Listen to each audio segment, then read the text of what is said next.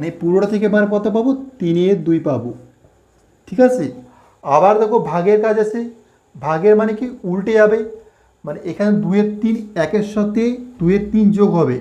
একের সাথে যদি 2/3 যোগ করি পাচ্ছি কত, এখান থেকে পাচ্ছি এতদূর পর্যন্ত 5/3 পাচ্ছি। ঠিক আছে, মানে এখান থেকে এতদূর পর্যন্ত আমাদের কাজ হয়ে গেল। এতদূর পর্যন্ত কাজ হয়ে উত্তর হলো কত, মানে এখান থেকে এতদূর পর্যন্ত কাজ হয়ে গেছে, এটা পেয়েছি 5/3। ঠিক আছে, এরপর 1/5/3, 1/5/3 মানে কি 3/5 হয়ে উল্টে যাবে।